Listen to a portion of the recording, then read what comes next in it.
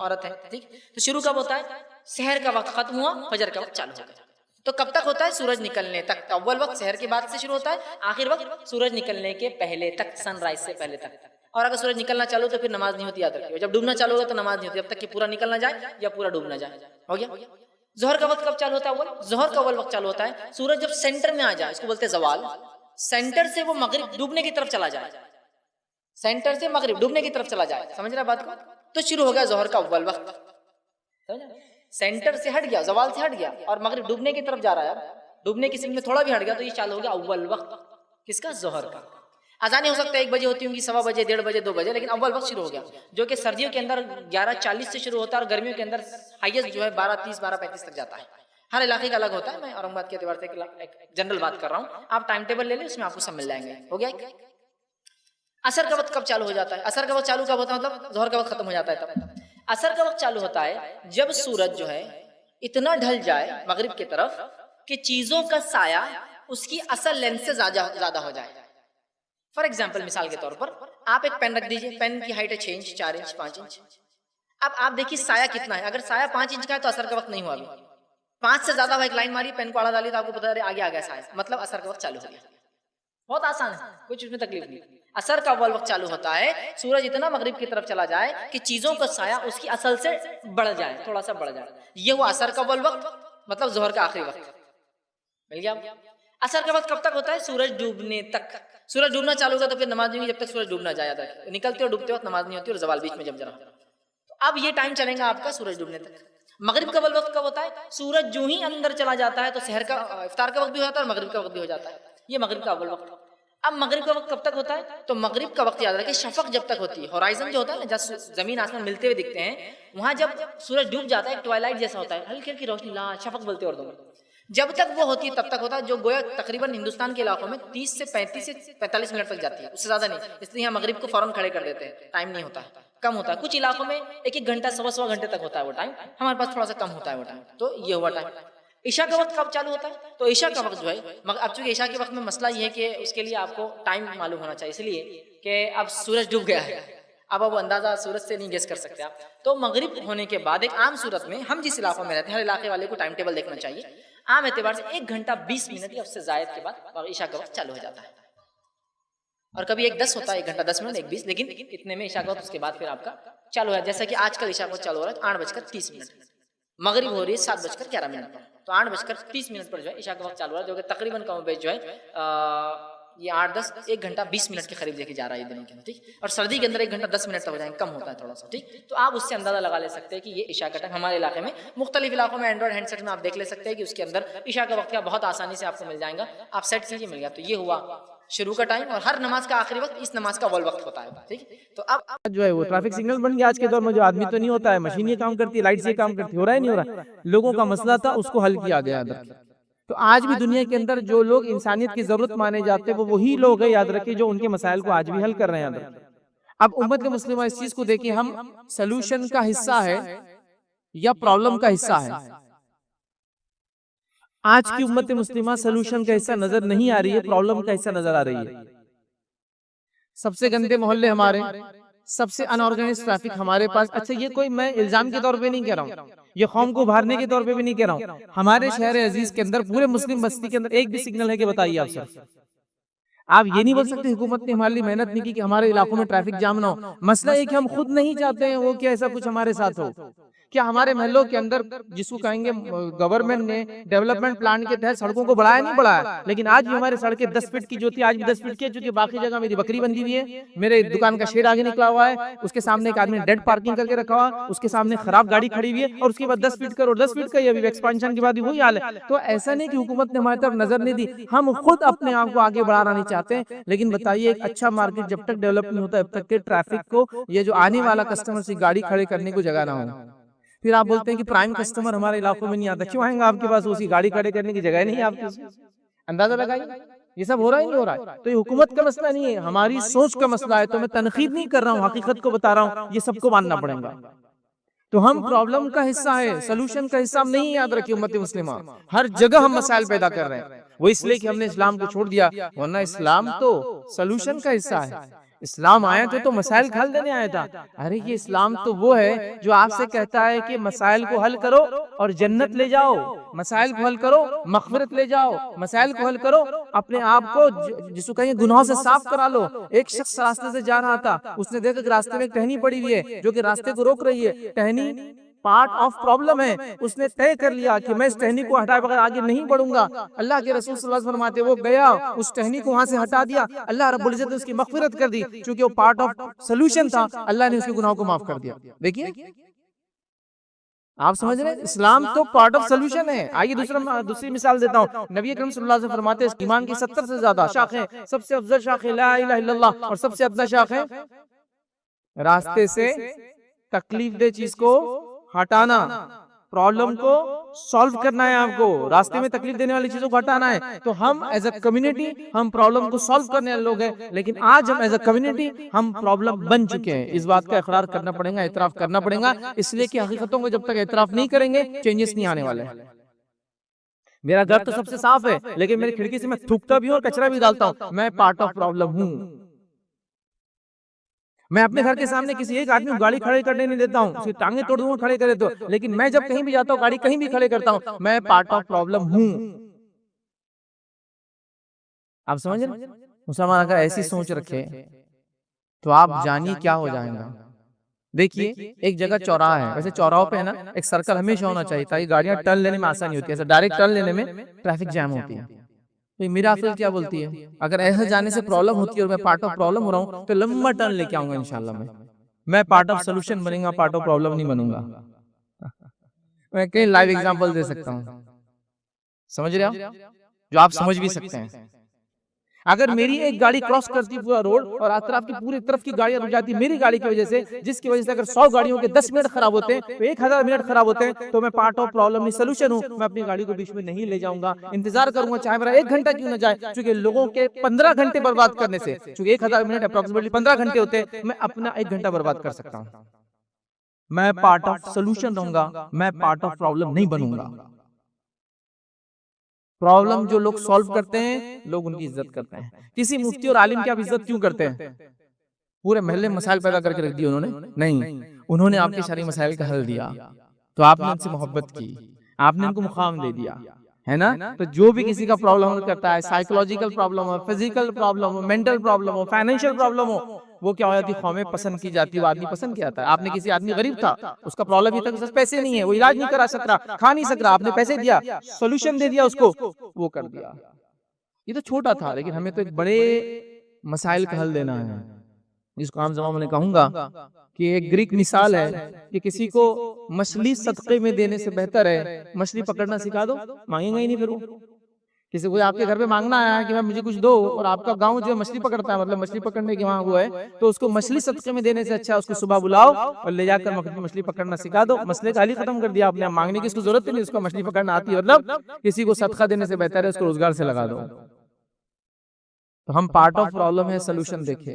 दुनिया में उन्हीं की इज्जत की जाती है। अल्लाह रब्बुल इज्जत कुरान में फरमाता कहता है, सूरह बकरा सूरह नंबर 2 आयत नंबर 269 का हिस्सा अल्लाह फरमाता कहता है, वमन युतल हिकमता फक़द ऊतिया खैरन कसीरा, जिसको हिकमत दे दी गई, दानाई दे दी गई, समझबूझ दे दी गई, उसको कसीर अल्लाह ने खैर दे दिया।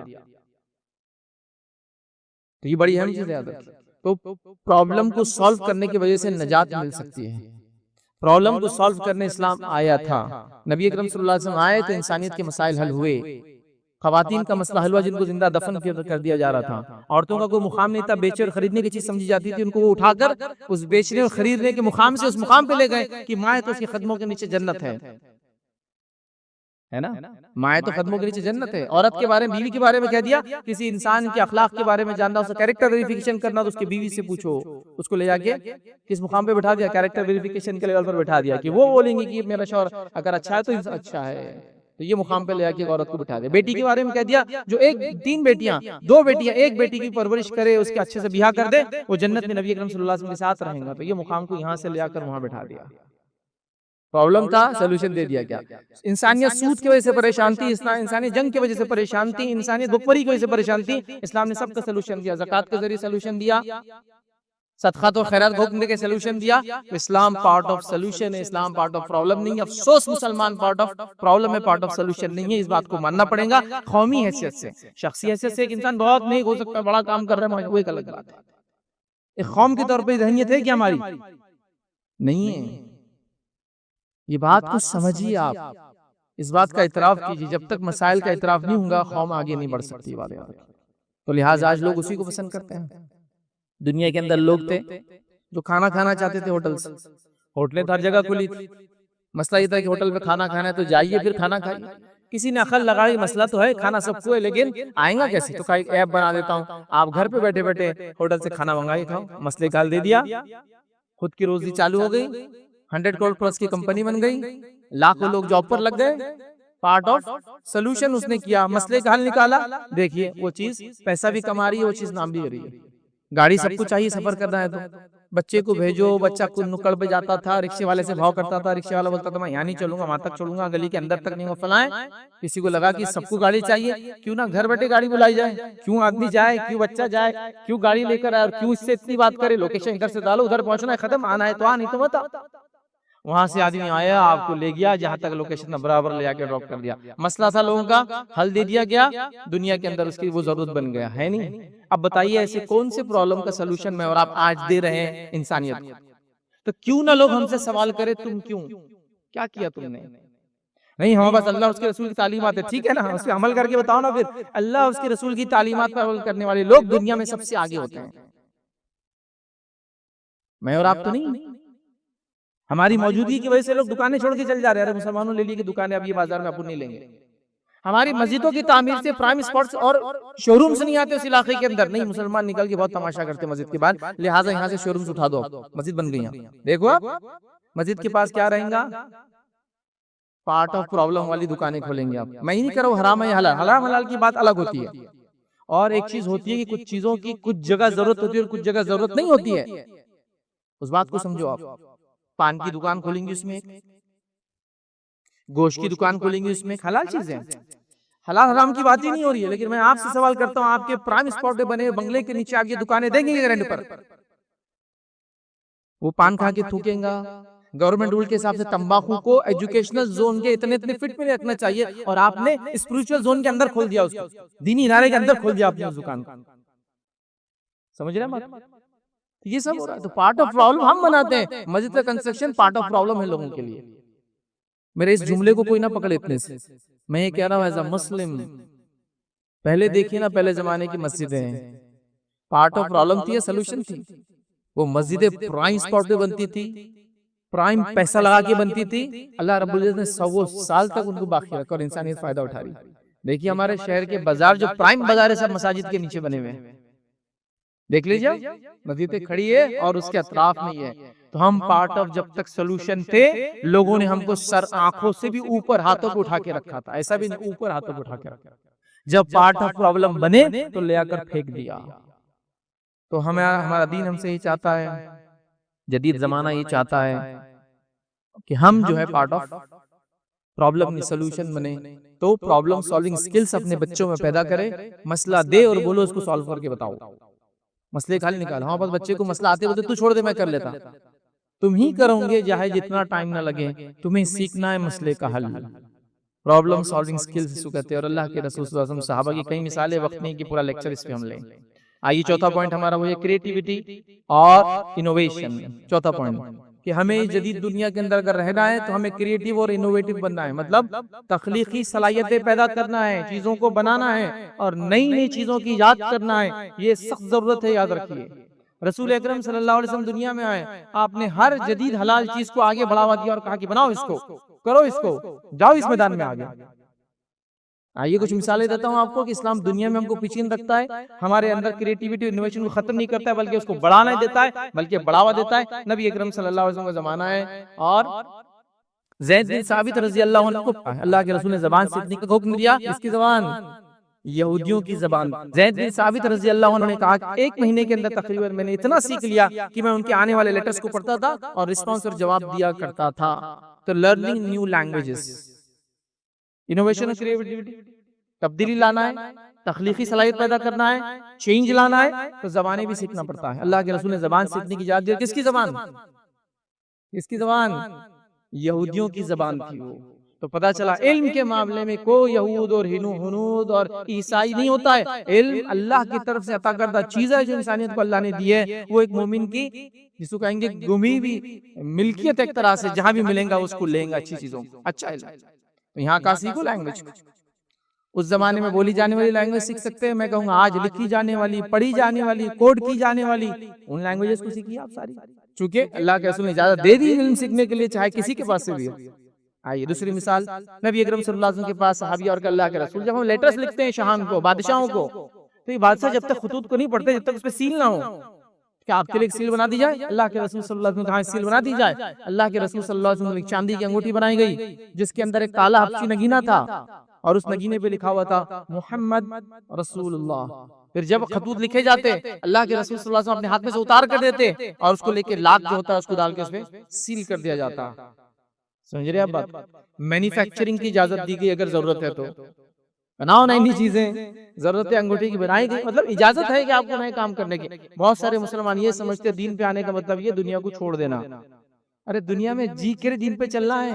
अगर मैं कह रहा हूँ जहाज चल रहा है पानी का, तो कहाँ चल रहा है? रेगिस्तान में, हमारी गली में पानी में चलता है ना। तो हम दीन पे चल रहा हूँ तो कहाँ चल रहा हूँ? खबर में, मरने के बाद। अरे दुनिया में चलना पड़ता है दीन पर, इजाजत दे दी गई।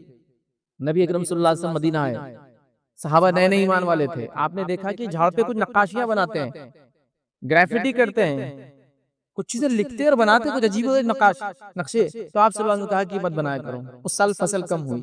लोगों ने कहा अल्लाह के रसूल वो आपने जो मना कर दिया ना बनाने से, एक्चुअली वो इंसेक्ट उससे अट्रैक्ट होते थे, कीड़े मकोड़े उससे रगबत पाते थे और उससे पॉलिनेशन होता था। मुजक्कर झाड़ से मुअन्नस के बीज जाता था, मेल और फीमेल होते ट्रीज के अंदर। तो जो खजूर के झाड़ मुजक्कर और मुअन्नस थे वो एक दूसरे से पॉलिनेट करते थे, तो खजूरें ज्यादा होती थी। आपने इजाजत नहीं दी तो ये आज साल फसल नहीं। तो चूंकि नए थे साहब, अल्लाह के रसूल को लगा शायद कुछ अखीरे से बनाते तो आपने मना किया। उस रिवायत आपने फरमाया जो दुनिया का मामला है तुम मुझसे बेहतर जानते हो, जब दीन में मैं कुछ बात कहूँ तो मुझसे ले लिया करो। मतलब ये कहा दुनिया के मामले तुम्हारे हवाले जो करना है इसमें अच्छा करो, दीन का मामला जब दूं मैं मुझसे ले लिया करो।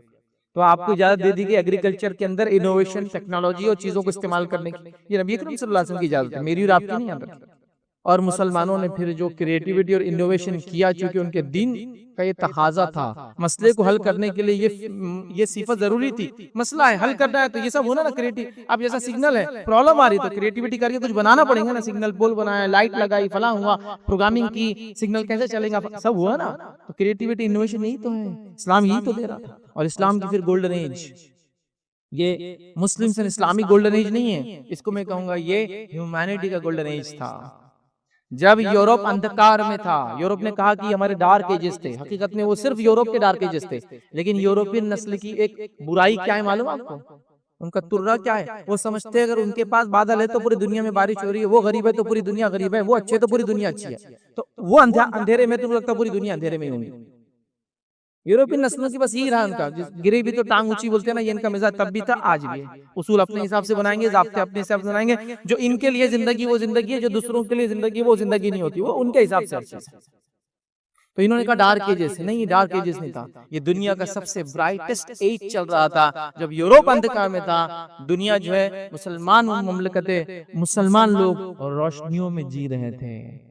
मैं सिर्फ ये रोशनी की बात यूं ही नहीं कह रहा हूँ, जब यूरोप के अंदर अंधेरा हो जाता मगरिब के बाद, तो मुसलमान शहरों की हालत ये थे कि वहाँ स्ट्रीट लाइट्स लगते थे, जो कि वो अपने इलेक्ट्रिसिटी वाले लाइट नहीं, खंडीलों के शक्ल में। इतने एडवांस सिविलाइजेशन थी वो, इतना पैसा भी था, इसका मतलब ये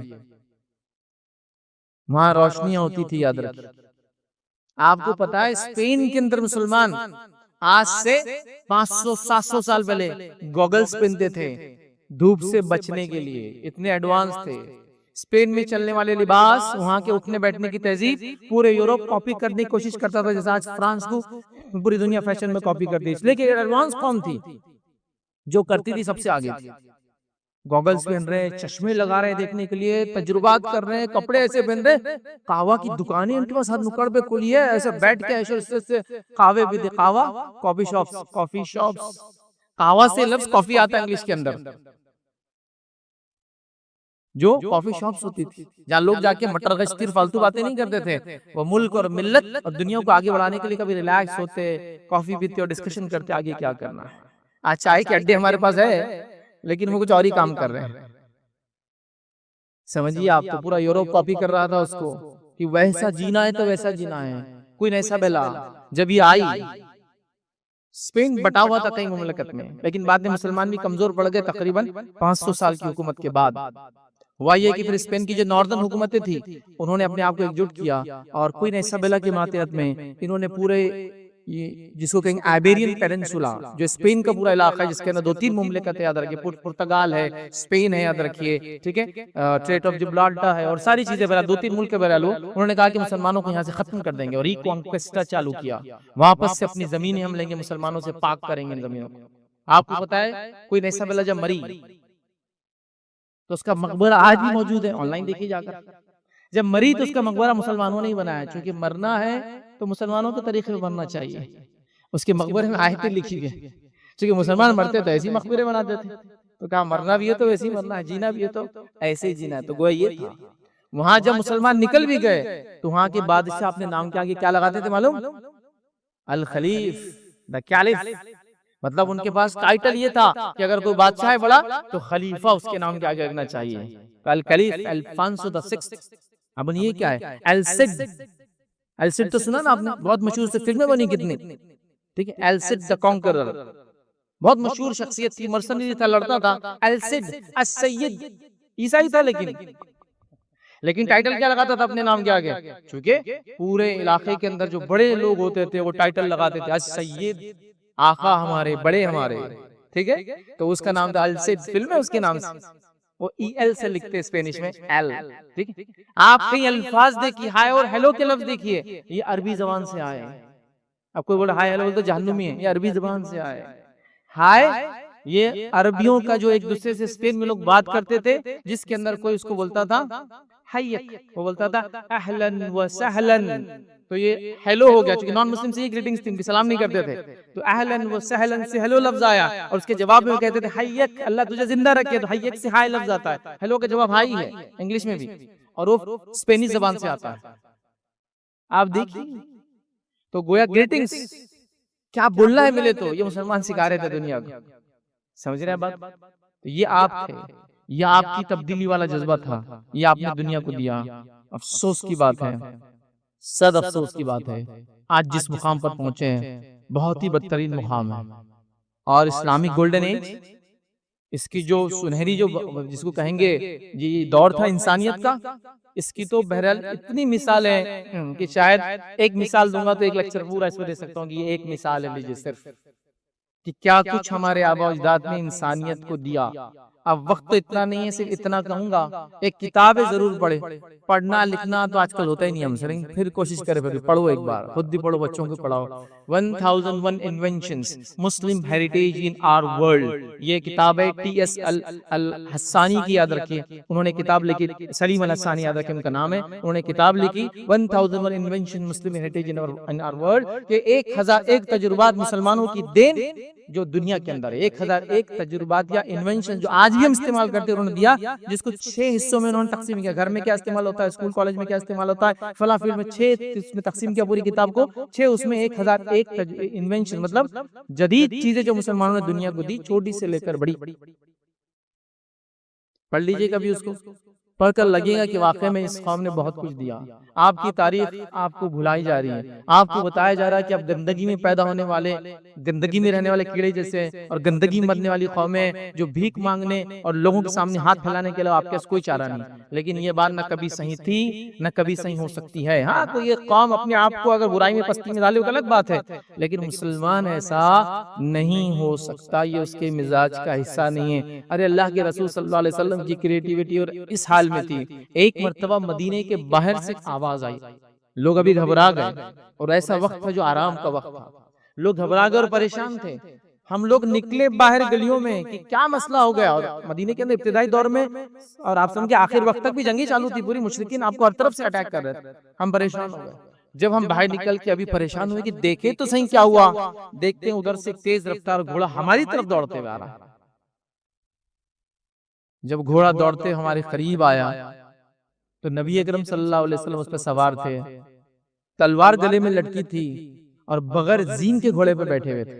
एक आदमी जल्दी में कैसे भागता है ना, गाड़ी बगैर चप्पल की किक मारो, स्टार्ट करो, कपड़े से कैसे देख, अल्लाह के रसूल उठे, आवाज की तरफ जाके देखने के लिए आप सवार हुए, तो तलवार के लिए कोई रोक नहीं था, भी रस्सी वो जो होती थी बांधने की वो नहीं थी, तो गले में लटका ली उसको और उस आवाज की तरफ दौड़े। घोड़े पे कोई जीन नहीं है। मदीना जब आप मक्के से निकल कर गए तो आपकी उम्र 53 साल से जायद है, मोर देन 53 इयर्स आपकी एज है। और इस 53 इयर्स में भी अल्लाह के रसूल सल्लल्लाहु अलैहि वसल्लम की फिजिकल कैपेबिलिटीज आप देखो। एक घोड़े पे बगैर जीन के बैठना, घोड़ा नीचे नहीं बैठता आपको बिठाने के लिए ऊंट के साथ, घोड़े पे उचक कर बैठना पड़ता है। जिस घोड़े पे जीन ना हो उसके बाल पकड़ के बैठना पड़ता है, घोड़े को तकलीफ भी नहीं हो, या उसके कमर पे हाथ मार के उचक के बैठना पड़ता है। बच्चे खेलते हैं ना गली में, कभी फिजिकल फिटनेस का क्या लेवल लगता है उसके लिए, ऐसा करने के लिए। देखिए अभी तो 40 साल में चलना नहीं हो रहा हमसे, औरतें तो 1-2 बच्चों की पैदाइश पूरी खत्म ही हो जा रही है हमारी। तो ये फिजिकल फिटनेस है। आप सब जल्दी में थे, देखना चाह रहे थे, हमारे पास जो जिम्मेदार है वो सबसे पीछे रहता, पहले तुम सब देख के आओ, कोई जिंदा रहा तो ठीक है, वहाँ की हालत चल रही, मैं तो नहीं आऊँ। आप पहुंच गए, इसके लिए जो हिम्मत लगती है, जो सेल्फ कॉन्फिडेंस लगता है कि हालत कैसे भी मैं निपट सकता हूँ, इसलिए मैं जा सकता हूँ। क्योंकि किसी बेवकूफ इंसान को हम नहीं कहेंगे वहां जाके अपनी जो है मत मरा ले जाकर कहीं, मतलब गलत काम कर ले जिसके लिए अहल नहीं था। आप लोगों का कॉन्फिडेंस देखिए, फिटनेस का लेवल देखिए, जाना देखिए, कौम की फिक्र देखिए, और वापस आके कह रहे आराम करो, कोई मसला नहीं है। आप देख रहे इसमें कितनी नसीहत है हमारे लिए, और कौम का क्या हाल है, आप इससे सिर्फ अंदाजा लगा सकते हैं। गोल्डन एज की 1-2 मिसालें देखिए, बात खत्म करता हूँ, और कुछ पॉइंट बाकी अगले जुम्मे के लिए इंशाल्लाह रख देंगे उसको, कि गोल्डन एज की कुछ मिसालें आप ले ले, ताकि कम से कम याद दहानी तो कि हम क्या थे और आज अपना हमने क्या हाल बना लिया। तालीम को हमने अपना जेवर बनाना चाहिए, तरबियत हमारी पहचान होना चाहिए, अखलाक से हम जाने जाना चाहिए। बाकी हमारा दिन तो पर्सनल चीज है ना, नमाज, रोजे, ज़कात, हज हमारा पर्सनल मामला है, जो कौमों को दिखता है वो ये सब है। तो आइए नबी करीम सल्लल्लाहु अलैहि वसल्लम के बाद मुसलमानों ने क्या क्या तजुर्बात किए। खास तौर से आप अगर तारीख पढ़ना है तो 8वीं सदी से लेकर तो 15वीं सदी तक पढ़ लीजिए। उसके बाद 16वीं सदी से तो यूरोप का कॉलोनियल एज चालू होता है, उसको बोलते हैं इंडस्ट्रियल एज। 17वीं सदी से चालू होता है। तो आपको क्या लगता है 17वीं सदी में जब इंडस्ट्रियल एज आया तो यूरोप में ऐसे कारखाने बनाने की सलाहियत कहां से आई थी? डार्क एजेस में थे ना वो, तो क्या आसमान से कोई चीज सीधा आगे उनका जीरो से लेकर हीरो बन गए? ऑलरेडी मुसलमान इन चीजों को इस्तेमाल कर रहे थे, उन्होंने दुनिया को ये सब दे ही दिया था, ये तजुर्बा हो चुके थे। आइए एक मिसाल देता हूँ इब्न अल-हैसम की। इब्न अल-हैसम एक साइंसदान थे और 1016 में उन्होंने जो एक तजुर्बा शुरू किया था, जिसको तजुर्बा था कि रोशनी कैसे से उसको हम देख पाते हैं, रोशनी क्या है, रोशनी के अलग अलग वो क्या है, वो पूरी स्टडी उन्होंने चालू की 1016 में। 2016 जब आया उसको 1000 साल हुए, तो यूनेस्को ने एक दिन मनाया और कहा द मिलेनियम ऑफ लाइट। जब 2016 आया तो यूनेस्को ने एक दिन मनाया और कहा 1000 साल रोशनी के, द मिलेनियम ऑफ लाइट। इब्न अल-हैसम ने रोशनी कैसे चलती है, कैसा दिखता है, कैसे दिखती है बताया था। 1016 में एक्सपेरिमेंट चालू हुआ था, 2016 में 1000 साल हुए तो कहा ये। और इब्न अल-हैसम वो शख्सियत है जिसको हम कहेंगे the father of modern physics. जदीद जो आपका फिजिक्स है उसके वो बाप थे एक तरह से। उन्होंने इंसानियत को बताया रोशनी कैसी चलती है, क्या होती है, ये सब बुनियाद याद रखे फिजिक्स की। उस जमाने में क्या फलसफा था? फलसफा ये था कि आंखों से एक रोशनी निकलती है, हम कैसा देखते हैं, आंखों से एक रोशनी निकलती है, चीजों पे टकराती है, फिर चीजों पे टकरा के आंखों में वापस जाके पड़ती है तो हम देख सकते हैं। इब्न अल-हैसम ने कहा ये बेवकूफाना बात है, अगर ऐसा होता तो रात में हम क्यों नहीं देख सकते, रात में क्यों नहीं देख सकते? तो उन्होंने कहा कि नहीं, और रोशनी का एक सोर्स होता है, रोशनी वहां से आकर चीजों पे टकराती फिर हमारे आंखों पे लगती है, हम देख पाते हैं। लोगों ने कहा साबित करके बताओ, ये तो फलसफा हुआ, फिलोसॉफी हुई, एक्सपेरिमेंटल प्रूफ होना चाहिए ना, तजुर्बात करके। तो कहा ठीक है एक्सपेरिमेंटल प्रूफ दिया जाएगा, और उन्होंने एक्सपेरिमेंट चालू किया कि आंख कैसा दिखती है, ताकि बताया कि आंख में से रोशनी निकलती है, और ग्रीक फलसफे को चैलेंज किया। बल्कि आपने जो पहली बार ये स्टडी की, दुनिया ये कहती है कि ये तरीका जो मॉडर्न रिसर्च का है इब्न अल-हैसम की देन है। जितने भी लोग रिसर्च करते हैं मॉडर्न, इब्न अल-हैसम उनके इसके अंदर रिसर्च गाइड है समझो, सबसे पहले जिन्होंने शुरू किया कि रिसर्च ऐसी होती है कि चैलेंज किया जाए जो चीजें समाज में चल रही है, जो चल रहा है वो चल रहा है, ठीक नहीं, चैलेंज करो उसको, ये क्यों, मैं चैलेंज करता हूँ इसको। फिर उन्होंने क्या किया मालूम आपको, बताने के लिए आंख कैसे दिखती है मॉडल बनाया, जिसमें उन्होंने एक रोशनी जिस तरफ से आती थी वहां एक पानी का जो है हाउस था छोटा सा, उसके पीछे एक कमरा बना जो कि पूरा डार्क था, उसमें कोई रोशनी नहीं थी, 100% डार्क, और उसमें फिर एक सुराख किया आंख में जैसा होता है, आंख के बीच में आप देखिए रेटिना है, प्यूपल है, रेटिना है, उसके बीच में अंधेरे और उजाले के एतबार से बड़ा और छोटा होती है, आंख की पुतलियां बड़ी होगी बोलते छोटी होती है, धूप में जाती छोटी हो जाती है, क्योंकि उसको कम देखना, रोशनी अंदर कम लेना है, अंधेरे में जाती फैलना चालू हो जाती है। इसीलिए कुछ जानवर रात में भी देख पाते हैं, क्योंकि उनकी पुतलियां बहुत बड़ी हो जाती है। ठीक है, तो बहरहाल उन्होंने कहा कि वो पिन जैसा पिन बारीक सुराख होता है, उसके अंदर जब रोशनी सूरज निकलता, एक बीमार होती है चीजों की, उस पर अक्स पड़ता पानी पर, वो अक्स उस दीवार पे पड़ता, और जब कमरे में जाता तो उल्टी इमेज बनती उस चीज की जो बाहर दिख रहा था। उन्होंने बताया कि आंख अंदर से अंधेरी होती है, लेकिन कैसा देख सकती है, बताना चाह रहे थे कि आंख से रोशनी